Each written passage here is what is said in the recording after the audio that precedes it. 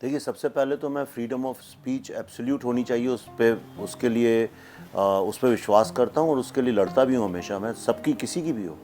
और मुझे नहीं ऐसा लगता है कि हमारा कल्चर या रिलीजन या हमारी सोसाइटी या कंट्री इतनी कमज़ोर है कि एक वेब सीरीज़ से उस पे कोई बहुत बड़ी आँच आ जाएगी। तो सबसे पहले तो मौलिक रूप से, सैद्धांतिक रूप से मैं किसी भी तरह के फ्रीडम ऑफ स्पीच के साथ खड़ा हूँ।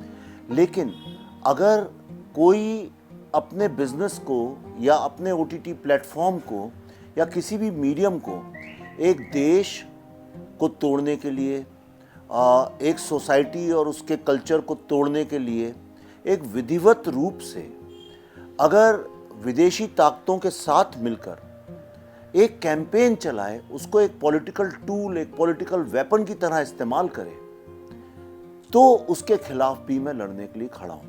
जैसे फॉर एग्जाम्पल, हम सबको पता है भारत में कास्ट का इशू है, लेकिन अगर कोई अपने ओटीटी प्लेटफॉर्म को सिर्फ इसलिए इस्तेमाल करे कि अपर कास्ट और लोअर कास्ट में झगड़ा हो जाए और वायलेंस हो जाए, तो उसके अगेंस्ट में मैं लड़ने के लिए खड़ा हूँ। तो जो ये तांडव की बात है, ये मैं सबको बताना चाहता हूँ कि ये जो ओटीटी प्लेटफॉर्म्स हैं, ये अमेरिकन प्लेटफॉर्म्स हैं जिनको चाइनीज़ और मिडिल ईस्टर्न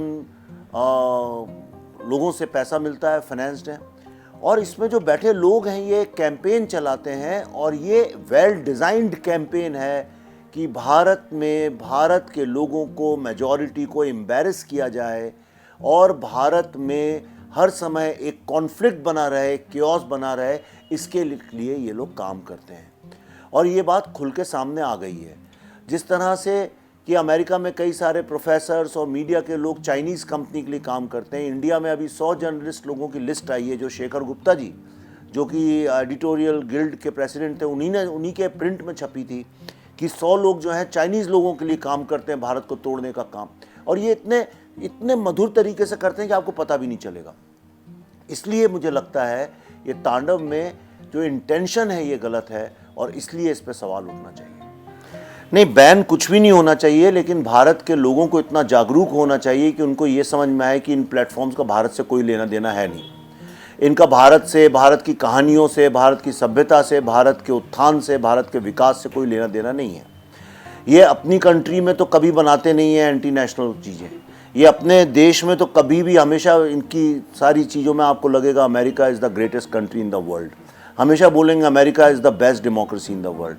और दूसरे देशों में जाके उनको छोटा दिखाना, उनमें हीन भावना क्रिएट करना, ये अमेरिका की एक हमेशा से कॉर्पोरेट फिलॉसफी रही है।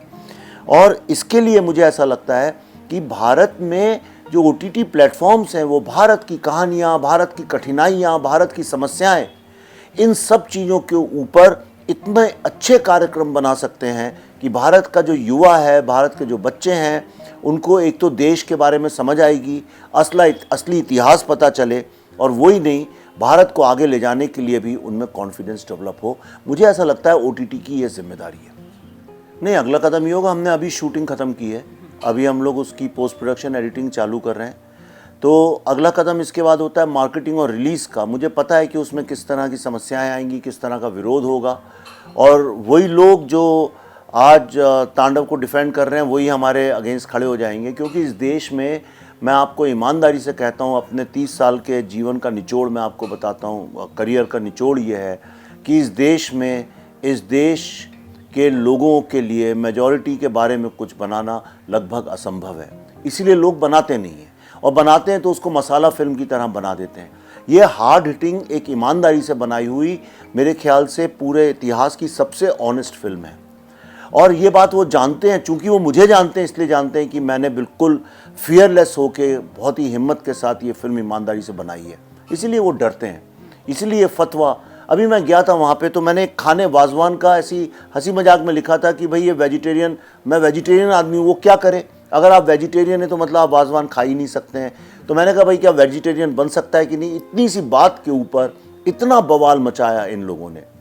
प्रॉब्लम ये हो गया है कि आज जो नई जनरेशन है कश्मीर की, उसके दिमाग को ऐसा ब्रेन वॉश कर दिया है पाकिस्तान ने और टेररिस्ट लोगों ने कि वो ये मानने को ही तैयार नहीं है कि भारत से उनका कोई लेना देना है। और अगर हम लोग पिछली सरकारों की तरह इस बात को यही सोच के कि कश्मीर डिस्टर्ब्ड है, उसके बारे में बात नहीं करें, या ख़तरा है, या फतवा इशू कर देते हैं, चुप हो जाएं, तो ये 30 नहीं 300 साल तक ये समस्या बनी रहेगी। और भारत ऐसे ही तो गुलाम बन गया था। और ये जो कश्मीर है, ये सिर्फ कश्मीर नहीं, आज जगह जगह मोहल्ले और गलियों में और शहरों में छोटे छोटे कश्मीर बनेंगे। इसलिए इनके साथ लड़ना ज़रूरी है।